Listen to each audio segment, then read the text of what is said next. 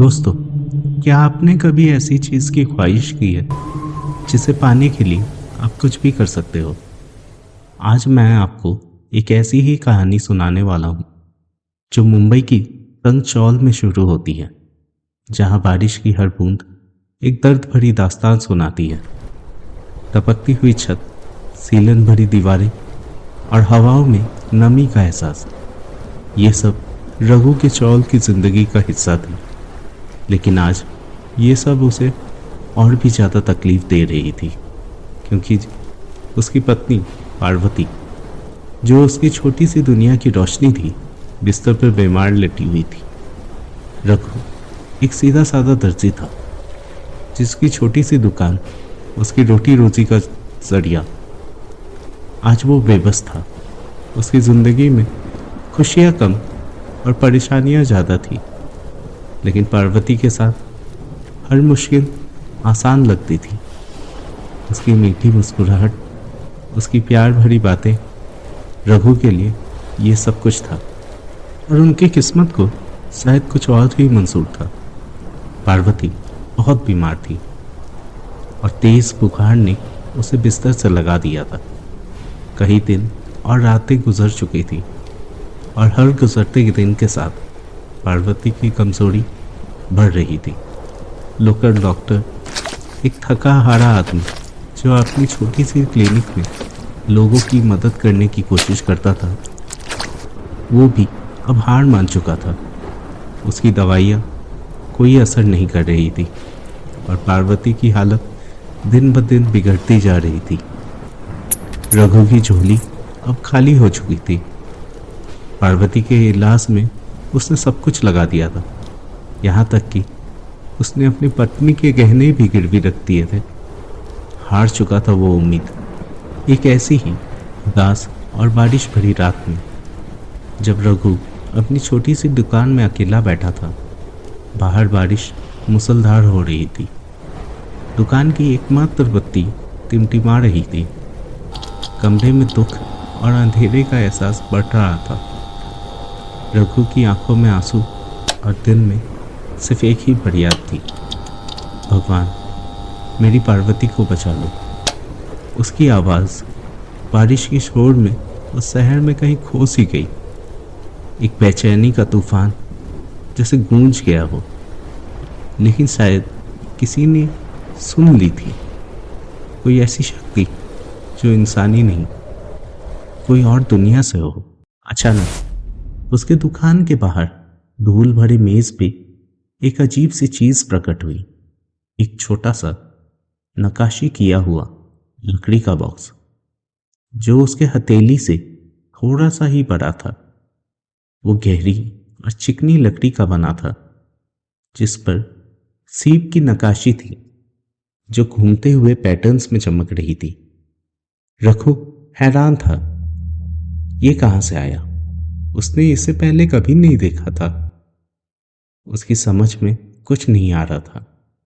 क्या ये भगवान का कोई इशारा है? क्या ये उसके प्रार्थनाओं का जवाब है?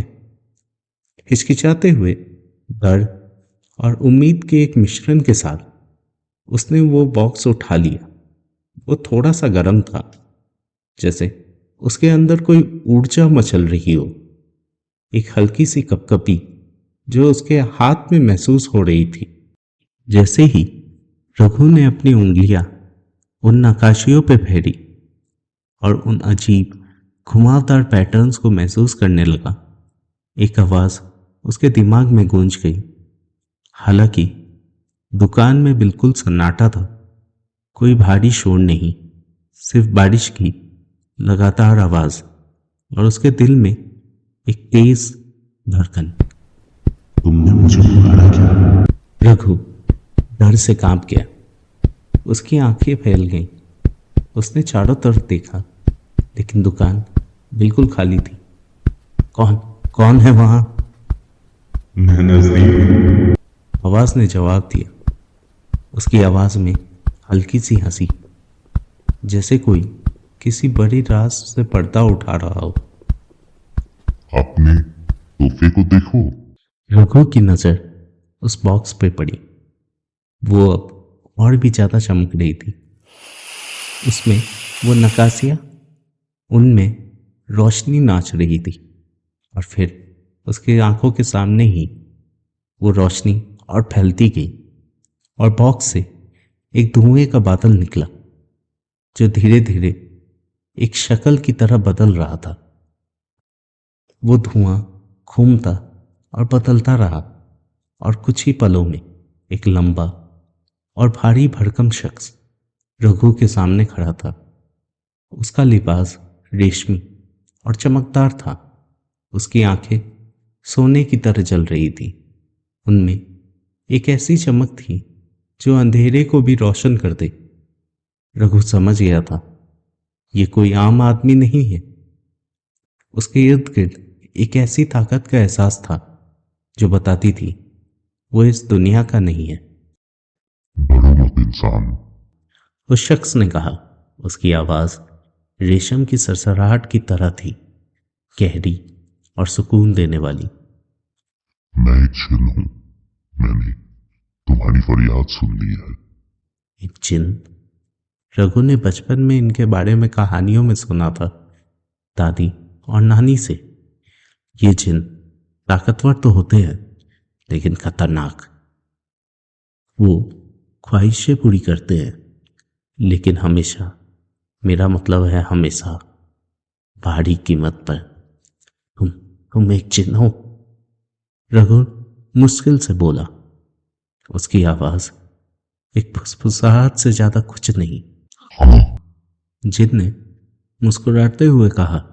उसकी मुस्कुराहट में एक अजीब सी कशिश थी, रघु को एक पल के लिए सब कुछ भुला देने पर मजबूर कर रही थी। और मैं तुम्हें एक एहसान देने आया हूं। बताओ तुम्हारी सबसे बड़ी ख्वाहिश क्या है? रघु ने पार्वती की तरफ देखा जो कोने में बेजान लेटी हुई थी। उसका चेहरा पीला और आंखें बंद थी। उसकी सांसें बहुत धीमी और कमजोर लग रही थी। रघु का दिल उसकी तकलीफ से टुकड़े टुकड़े हो रहा था। मेरी पत्नी, वो बहुत बीमार है, क्या आप उसे बचा सकते हैं? बेशक। जिन ने कहा। उसकी आवाज में आत्मविश्वास था। मैं उसे तुरंत ठीक कर सकता हूँ। वो लंबी और खुशहाल जिंदगी जिएगी, कभी किसी दर्द या तकलीफ को नहीं जानेगी। रघु की आंखों में उम्मीद की किरण दिखी, एक तेज रोशनी जो अंधेरे को चीरती हो। सच, आप ऐसा कर सकते हैं? मैं सब कुछ कर सकता हूँ। जिन ने जवाब दिया। उसकी आवाज में अब और गूंजदार हो गई थी। ये तुम्हारी एक छोटी सी ख्वाहिश है। मैं इसे अभी पूरा कर सकता हूँ। बस तुम्हें मेरी कीमत चुकानी होगी। रघु जानता था कुछ भी मुफ्त में नहीं मिलता, खास तौर पर ऐसी ताकतवर चीजों से। क्या कीमत है? मैं कुछ भी देने को तैयार हूं, उसने कहा। उसकी आवाज में डेस्परेशन थी। कुछ भी? जिन ने पूछा। उसकी आंखों में एक अजीब सी चमक थी, जैसे वो रघु के अंदर तक देख रहा हो। सोच लो इंसान, कुछ भी बहुत बड़ा शब्द है। मेरी जो भी जमा पूंजी थी वो सब लगा चुका हूं। मैंने अपनी पत्नी के इलाज के लिए सब कुछ बेच दिया है, लेकिन मैं अपनी जिंदगी भी दे सकता हूं अगर वो ठीक हो जाए, रघु ने कहा। उसकी आवाज में दृढ़ संकल्प था। जिन हंसा, एक गहरी और गूंजदार हंसी जो दुकान के दीवारों को हिला गई। मुझे तुम्हारी जिंदगी नहीं चाहिए ऐ नासमझ इंसान, मुझे चाहिए तुम्हारी रूह। रघु का दिल बैठ सा गया, जैसे किसी ने उसके छाती पे बर्फ का टुकड़ा रख दिया हो। मेरी रूह? हाँ, जिन ने कहा।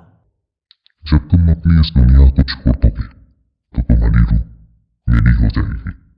बदले में पार्वती ठीक हो जाएगी और एक लंबी और स्वस्थ जिंदगी जिएगी। रघु के पास सोचने के लिए समय कम था। हर गुजरता पल पार्वती के लिए खतरनाक था। उसकी हालत नाजुक थी। क्या वो अपनी पत्नी को बचाने के लिए अपनी रूह छोड़ देगा? क्या ये सही सौदा था? उसने पार्वती की तरफ देखा। उसका चेहरा शांत था, उसकी सांसें कमजोर। उसके दिल ने बिना किसी संकोच के जवाब दिया, मैं तैयार हूं, रघु ने कहा। उसकी आवाज हल्की सी लड़खड़ाने लगी थी। मैं अपनी रूह आपको देता हूं, बस मेरी पार्वती को बचा लो। जिन मुस्कुराया। उसकी मुस्कुराहट में जीत का भाव था। बहुत अच्छा फैसला इंसान, तुम बुद्धिमान लगते हो। उसने हाथ बढ़ाया। उसकी लंबी और पतली उंगलियां काले नाखून से सजी हुई थी। अब अपना वादा निभाओ। रघु ने कांपते हुए अपना हाथ जिन के हाथ में दिया। उसकी उंगलियां जिन की ठंडी और चिकनी चमड़ी को छू गई थी और एक अजीब सी कपकपी उसके पूरे बदन में दौड़ गई।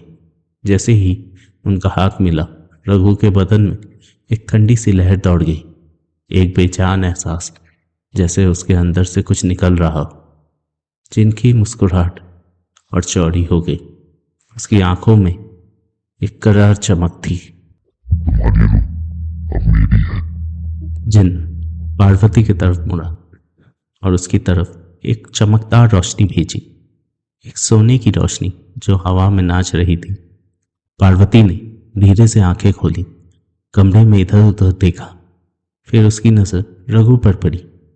मैं ठीक हूं रघु, उसने हल्की आवाज में कहा। रघु खुश था, उसकी आंखों में आंसू आ गए थे। पार्वती बच गई थी। उसने जिन की तरफ देखा शुक्रिया कहने के लिए, लेकिन जिन के आंखों में अब हैरानी थी, उसके चेहरा पे गुस्सा और उलझन का भाव। ये क्या है? जिन ने कहा, रघु का हाथ पकड़कर। उसकी पकड़ बहुत मजबूत थी। तुम्हारी रूह ये तो। जिन ने रघु को छोड़ दिया, एक कदम पीछे हट गया। उसके चेहरे पर गुस्सा और अविश्वास का भाव था। तुम्हारी रूह बेस्वाद है, मुझे ये नहीं चाहिए। जिन ने गुस्से से पार्वती की तरफ देखा। उसकी आंखें तेज आग की तरह चल रही थी। अगर तुम्हारी रूह फीकी है तो मैं इसके ढूंढने जाऊंगा। जिन ने पार्वती की तरफ हाथ बढ़ाया और उसकी आंखों में एक बुरी सी चमक थी, जैसे वो पार्वती को निकल जाएगा। पार्वती डर से चीखी, एक पतली और डरावनी आवाज जो कमरे में गूंज गई। लेकिन उससे पहले कि जिन उसे छू पाता, पार्वती के बदन से एक तेज रोशनी निकली, एक चमकीली और अदृश्य शक्ति जो हवा में फैल उठी। जिन चीखते हुए पीछे हट गया, जैसे किसी और ताकतवर शक्ति ने उसे यहां मौजूद होकर डरा दिया हो।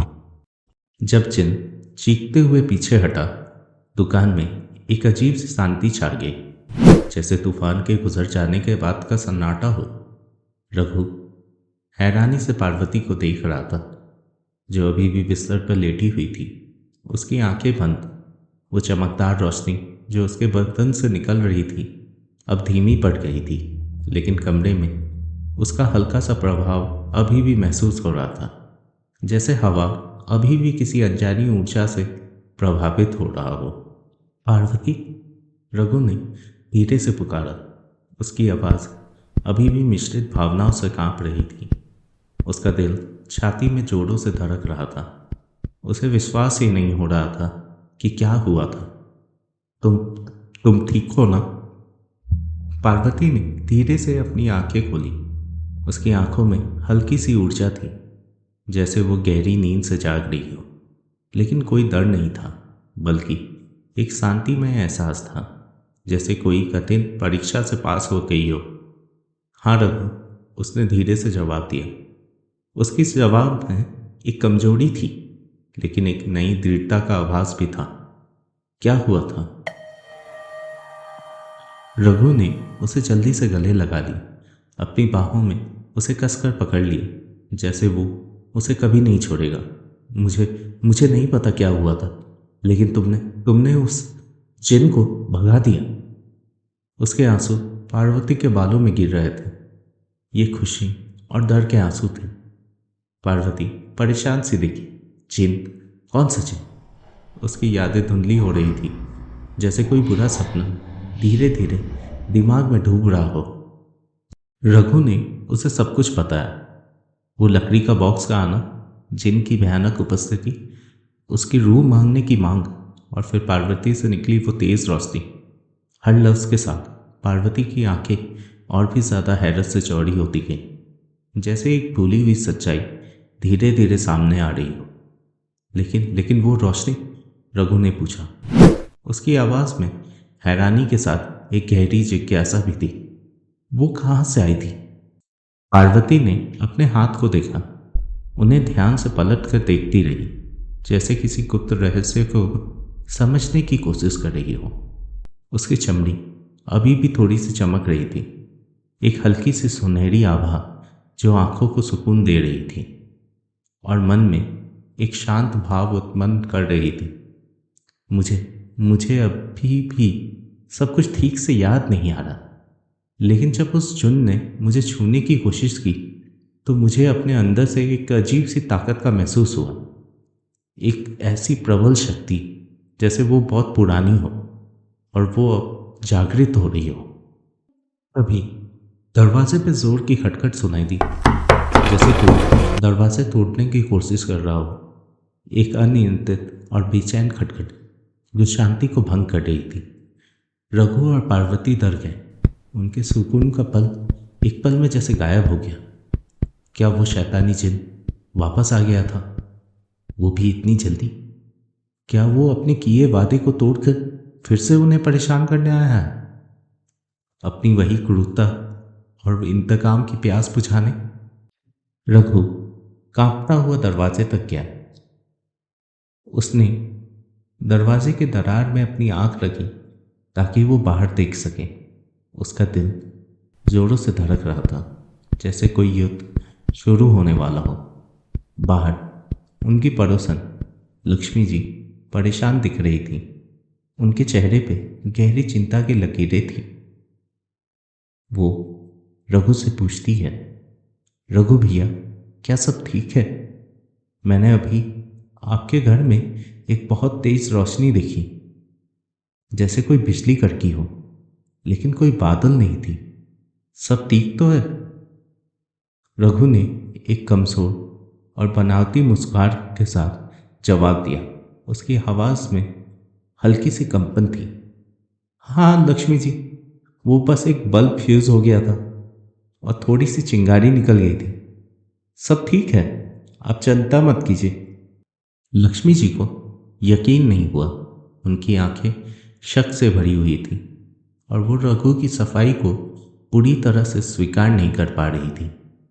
लेकिन वो बिना ज़्यादा सवाल किए चली जाती हैं, सिर्फ एक बार उनके बंद दरवाजे पर देखती हुई, जैसे वो जानती थी कुछ सही नहीं था।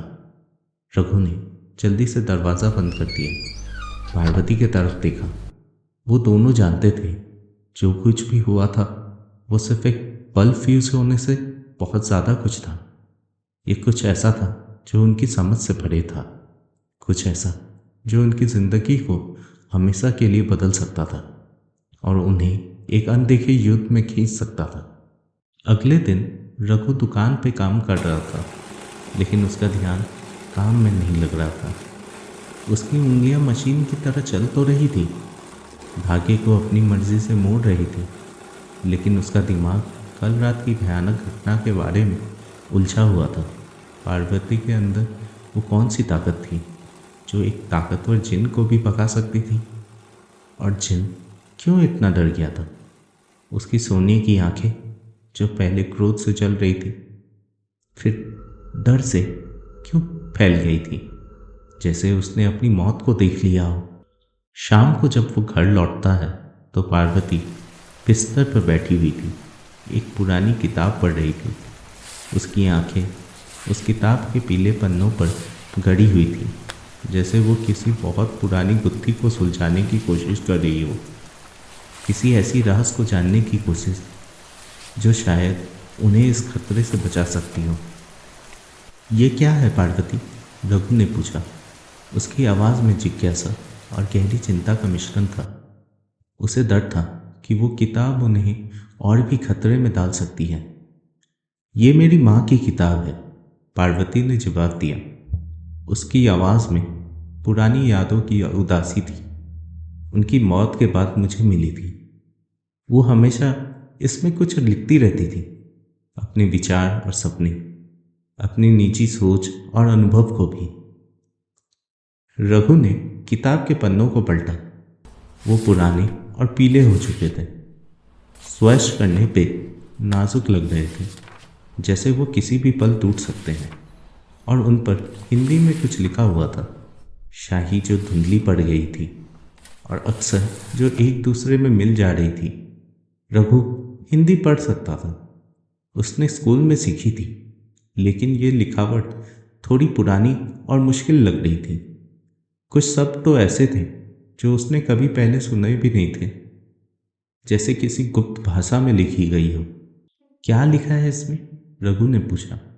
उसकी उंगलियां उस पीली कागज को छू रही थी, जैसे वो किसी कीमती खजाने को छू रहा हो, एक ऐसा खजाना जो शायद उनकी जिंदगी बचा सके। पार्वती ने एक गहरी सांस ली, जैसे किसी बहुत भारी बोझ को उठाने की तैयारी कर रही हो, जैसे वो एक ऐसी सच्चाई बताने वाली हो जो उनकी जिंदगी को हमेशा के लिए बदल देगी। मैं तुम्हें बताती हूँ। और फिर पार्वती ने रघु को वो कहानी सुनाई जो उसकी माँ ने अपनी किताब में लिखी थी। ये कहानी उनके परिवार की थी, एक पुरानी पीढ़ियों से चली आ रही कहानी, एक ऐसा रहस्य जो पीढ़ियों से छुपा हुआ था और अब अचानक से सामने आ रहा था। पार्वती के माँ ने लिखा था कि उनके परिवार में हर कुछ पीढ़ियों में एक ऐसी लड़की पैदा होती है जिसके अंदर एक खास शक्ति होती है, एक शक्ति जो बुरी ताकतों को उनसे दूर रखती है, एक ऐसा वरदान जो पीढ़ी दर पीढ़ी दबा रहता है। वो शक्ति रोशनी की तरह प्रकट होती है। वो उस लड़की और उसके परिजनों को सुरक्षा देती है, उन्हें हर प्रकार के अंधेरे से महफूज रखती है, जैसे वो एक जीवित ढाल हो। किताब में ये भी लिखा था कि ये शक्ति सिर्फ तभी जागृत होती है जब वो लड़की या उसके प्रियजन किसी बड़े खतरे में हो, जब अंधेरा उन्हें निगलने की कोशिश कर रहा हो। रघु हैरान था, उसका दिमाग इन चीज़ों को समझने की कोशिश कर रहा था, हर शब्द को ध्यान से सुन रहा था, जैसे वो कोई महत्वपूर्ण सबक सीख रहा हो। क्या पार्वती वही लड़की थी, इस वरदान की वारिस? क्या वो रोशनी जो कल रात निकली थी वही शक्ति थी, उनके परिवार का गुप्त राज जो अब उजागर हो रहा था? लेकिन माँ ने कभी ये नहीं बताया कि उसे कंट्रोल कैसे करते हैं, पार्वती ने उदासी में कहा। उसकी आंखों में एक चिंता सी थी और आवाज़ में एक ऐसा डर जो भविष्य को लेकर था। मुझे नहीं पता, अगर वो जिन फिर से आया तो मैं क्या करूँगी। मुझे नहीं पता कि मैं उस शक्ति को फिर से बुला पाऊंगी या नहीं। उसी रात जब रघु और पार्वती सोने गए, गहरी और बेचैन नींद में डूबे हुए, उन्होंने फिर से आवाज़ सुनी, जिनकी आवाज़, जो अब और भी ज़्यादा खतरनाक और गुस्से में थी। उसकी क्रूरता जैसे उसकी आवाज़ से टपक रही हो। मैं जानता हूँ तुम कहाँ छुपे हुए हो, इंसान और उसकी रोशनी वाली वो पत्नी। जिनकी आवाज़ कमरे में गूंज रही थी, जैसे हर दिशा से आ रही हो, दीवारों से टकराती हुई, छत से नीचे उतरते हुए, उनके दिमाग में प्रवेश करते हुए, उनके खून को ठंडा करती हुई। तुम मुझसे बच नहीं सकते। तुम्हारा प्यार, तुम्हारी वो छोटी सी रोशनी, ये सब व्यर्थ है। मैं तुम्हारी रूह को हासिल करूंगा, तुम्हारे दर्द को महसूस करूंगा और तुम्हारी चीखों को सुनूंगा। रघु और पार्वती दर्द से उठ गए। उनकी नींद तुरंत गायब हो गई। उनकी जगह पर एक ठंडी दहशत छा गई। जिन कमरे में तो नहीं था, लेकिन उसकी आवाज़ हर तरफ से आ रही थी, दीवारों से टकराते हुए, छत से नीचे आते हुए, जैसे वो उन्हें हर कोने से घेर रहा हो, उनके हर विचार को पढ़ रहा हो। तुमने मेरी ताकत को अस्वीकार किया है, जिन ने दहाड़ा। उसकी आवाज़ में एक ऐसी नफरत थी जो हवा को भी जहरीली बना रही थी, जिससे उनके रोंगटे खड़े हो गए। अब तुम दोनों इसकी कीमत चुकाओगे, एक ऐसी कीमत जो तुमने कभी सोची भी नहीं होगी।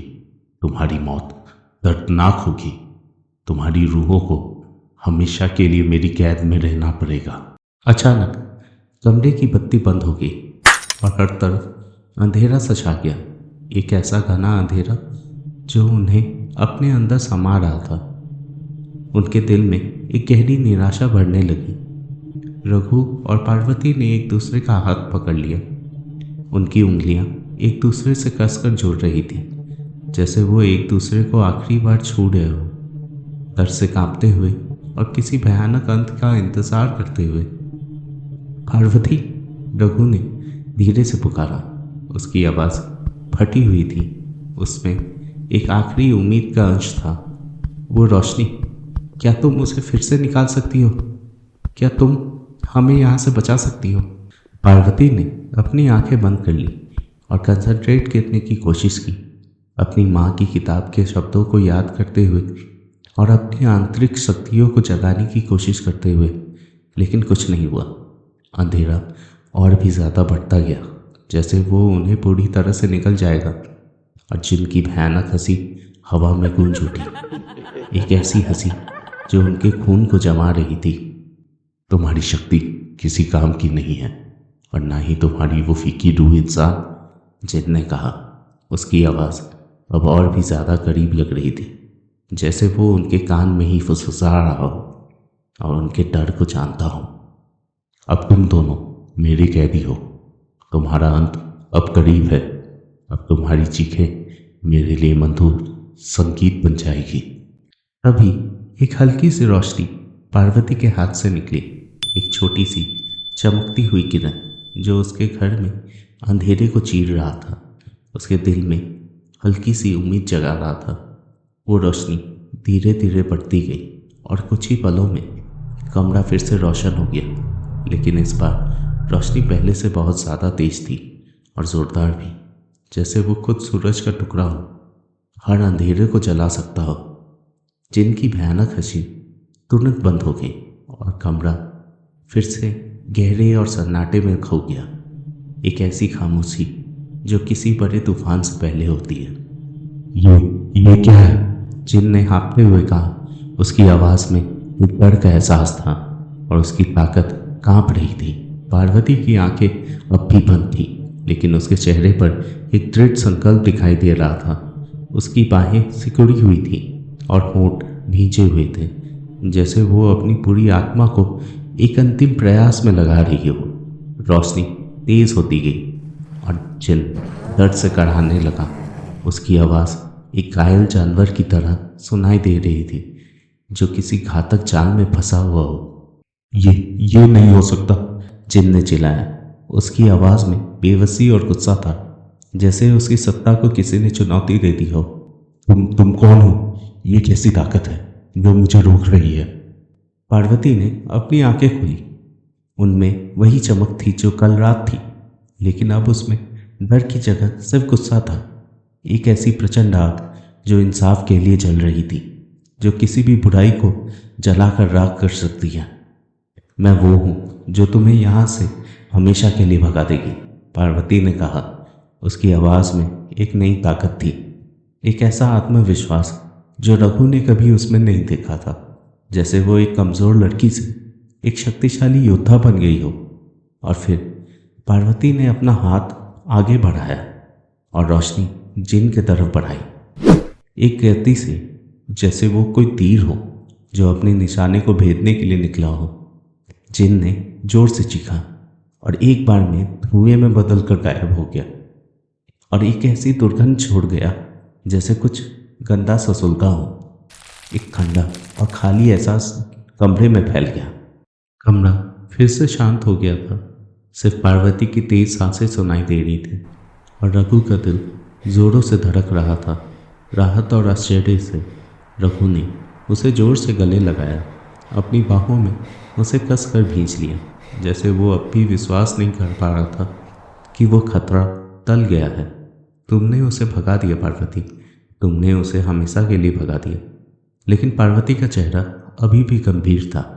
उसकी आंखें किसी दूर की चीज़ पर टिकी हुई थी, जैसे वो किसी और खतरे का आभास कर रही हो। मुझे नहीं लगता रघु, मुझे लगता है वो वापस ज़रूर आएगा। वो इतनी आसानी से हार मानने वाला नहीं है। उसकी क्रूरता बहुत गहरी है। अगले कुछ दिनों में रघु और पार्वती ने अपनी जिंदगी को फिर से नॉर्मल करने की कोशिश की, लेकिन उस रात की भयानक घटना उनके दिमाग में हमेशा ताज़ा थी। पार्वती ने अपनी माँ की किताब को बार बार पढ़ा, हर पन्ने को गौर से देखती, अपनी शक्ति की उत्पत्ति और सीमाओं को समझने की कोशिश करती। रघु उसे हर तरह से सपोर्ट कर रहा था, उसके साथ हर पल खड़ा था, उसे ये एहसास दिलाता कि वो अकेले नहीं थी और वो दोनों मिलकर इस खतरे का सामना करेंगे। लेकिन वो दोनों जानते थे कि वो जिन अब भी कहीं आसपास ही था, अंधेरे में मौके की तलाश में। रातों को उनको अक्सर आवाज़ें सुनाई देती, हल्की फुसफुसाहट जो दीवारों से आती, और ऐसा लगता जैसे कोई उन्हें लगातार घूर रहा हो, उनकी हर हरकत पर नज़र रख रहा हो। एक शाम जब रघु दुकान बंद करके घर की ओर लौट रहा था, तो उसे रास्ते में वही लकड़ी का बॉक्स मिला, उसी जगह पर जहां उसने पहली बार देखा था। उसका दिल तेजी से धड़कने लगा, जैसे किसी भयानक सपने में फंस गया हो। जिन वापस आ गया था।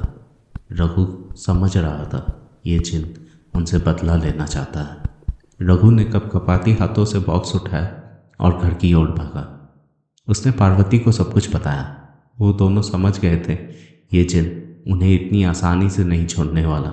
उसकी नफरत बहुत गहरी थी और वो अपनी हार को कभी नहीं भूलेगा। हमें कुछ करना होगा रघु, पार्वती ने कहा। उसकी आंखों में अब डर की जगह सिर्फ दृढ़ संकल्प था। हमें इस जिन को हमेशा के लिए ख़त्म करना होगा, इससे पहले कि वो हमें ख़त्म कर दे। इस बार हम उसे कोई मौका नहीं दे सकते। उन दोनों ने मिलकर एक विस्तार योजना बनाई, एक ऐसा खतरनाक प्लान जो उनकी ज़िंदगी को हमेशा के लिए बदल सकता था। पार्वती अपनी शक्ति का इस्तेमाल करेगी, लेकिन इस बार वो सिर्फ बचाव नहीं करेगी, वो जिन को पूरी तरह से नष्ट करना चाहती थी। रघु उसे जिन को फंसाने में मदद करेगा। उन्होंने सोचा जिन को एक जाल में फंसाना होगा जहां पार्वती अपनी पूरी शक्ति का उपयोग कर सके। वो जानते थे कि ये बहुत खतरनाक हो सकता है, लेकिन उनके पास कोई और रास्ता नहीं था।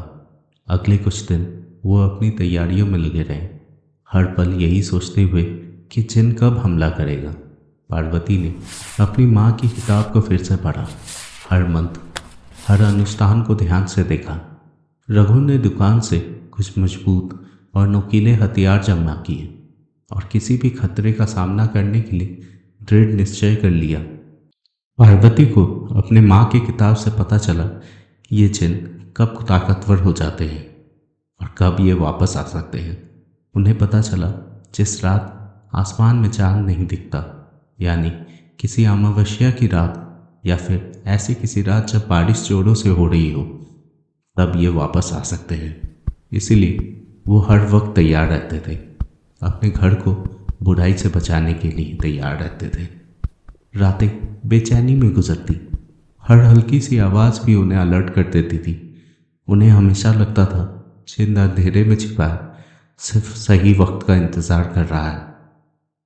एक अमावस्या की रात जब बारिश जोरों से हो रही थी, उन्होंने वही जानी पहचानी आवाज़ सुनी जो अब और भी ज़्यादा क्रोधित और प्रतिशोध से भरी हुई थी। तुमने मुझे हराने की कोशिश की है लड़की। जिनकी आवाज़ कमरे में गूंज गई, जैसे किसी गहरे पाताल से आ रही हो, गहरी और धमकियों से भरी हुई। लेकिन कोई भी जिन की ताकत को चुनौती नहीं दे सकता। अब तुम दोनों मेरा गुस्सा झेलोगे। रघु और पार्वती ने एक दूसरे को देखा। उनके आंखों में डर तो था, लेकिन उस डर के पीछे एक ऐसी ज्वाला जल रही थी जो किसी भी शैतान को जला सकती थी। आज वो इस जिन का अंत कर देंगे, वो भी हमेशा के लिए। जिन धुएं के एक बादल से कमरे में प्रकट हुआ, एक भयानक और विकृत शक्ल अंधेरे में निकल रही थी। उसकी आंखों में अब सिर्फ क्रोध था। उसके हाथों में एक काली ऊर्जा जैसी कुछ घूम रही थी। पार्वती तुरंत उसके सामने खड़ी होगी। एक योद्धा की तरह तैयार। उसके हाथों में वही चमकदार रोशनी फिर से प्रकट हो गई, अब और भी ताकतवर। तुम हमें और तकलीफ नहीं दे पाओगे, पार्वती ने कहा। उसकी आवाज़ की वो कपकपी गायब थी, सिर्फ दृढ़ता और एक ऐसी ताकत जो शायद उसके आत्मा से आ रही थी। जिन हंसा, एक कान फाड़ने वाली हंसी जो कमरे में गूंज उठी, एक ऐसी हंसी जो शायद मौत का पैगाम लाई हो। तुम्हारी छोटी सी रोशनी मुझे कुछ नहीं कर पाएगी मूर्ख लड़की। मैं अमर आत्मा हूं और तुम्हारी ऐसी कमजोर ताकत मुझे रोक नहीं सकती। लेकिन इस बार पार्वती से बचाव नहीं कर रही थी। उसने अपना हाथ आगे बढ़ाया और रोशनी जिन की तरफ बढ़ा दी। पहले से कहीं ज़्यादा तेज थी रोशनी और ताकतवर भी। जिन चीखते हुए पीछे हटा, जैसे उसे किसी अदृश्य दीवार ने रोक ली हो। उसके सोने की वो आंख दर्द और दर्द से सिकुड़ गई थी। ये कैसी पवित्र शक्ति है? जिन हाँफते हुए बोला। उसकी आवाज़ में डर अब साफ दिख रहा था। ये हमारी शक्ति है, रघु ने कहा, अपनी पत्नी के पास खड़े होकर। उसके हाथों को अपने हाथों में पकड़ के उसने ताकत और सहारा देते हुए कहा, और तुम जो सिर्फ नफरत और बुराई जानते हो, इससे कभी नहीं जीत सकते। पार्वती ने रोशनी को और तेज किया, उस रोशनी को हर उस नफरत से भर दिया जो उसने जिन के लिए महसूस की थी। और जिन पीड़ा से कराहने लगा। उसकी आवाज़ चीख में बदल गई, जैसे उसकी आत्मा जल रही हो। धीरे धीरे उसका बदन धुएं में बदलने लगा। उसकी शक्ल बिगड़ने लगी, पिघलने लगी, जैसे कोई बुरे सपने का अंत हो रहा हो। मैं तुम दोनों को कभी नहीं छोड़ूंगा, मेरा श्राप हमेशा हमेशा। लेकिन उसकी आवाज़ धीरे धीरे कम होती गई, हवा में विलीन होती गई और फिर बिल्कुल शांति फैल गई। जिन शायद पूरी तरह से नष्ट हो गया था।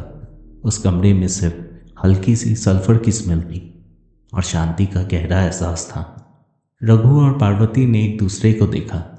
उनकी आंखें अब शांत और एक दूसरे के लिए प्यार उमड़ रहा था। उन्होंने आखिरकार उस शैतान को हरा दिया था, वो भी शायद हमेशा के लिए। अगले दिन रघु ने वो लकड़ी का बॉक्स उठाया और उसे ले जाकर शहर से बहुत दूर एक ऐसी जगह फेंक दिया जहां वो किसी को ना मिल पाए। वो जानता था कि अब उन्हें डरने की कोई ज़रूरत नहीं है। पार्वती की शक्ति ने उन्हें बचा लिया था और उनका प्यार हर बुराई से ज़्यादा ताकतवर था। एक ऐसा अटूट बंधन जो हमेशा उन्हें सुरक्षित रखेगा। कुछ साल ऐसे ही गुजर गए। रघु और पार्वती ने खुशी से अपनी ज़िंदगी बिताई। उनकी छोटी सी दुकान अब फूल फाल रही थी। उनके आसपास हमेशा खुशियों का माहौल बना रहता था। पार्वती ने अपनी शक्तियों को कंट्रोल करना सीख लिया था। वो उससे आसपास के लोगों की मदद भी किया करती थी, एक देवी की तरह जो हर बुराई से उनकी रक्षा करती हो। और हालांकि वो उस रात के डरावने एहसास को कभी नहीं भूल पाई, उन्होंने प्यार की ताकत को हमेशा याद रखा जो उन्हें उस अंधेरे से बाहर लेकर आया था।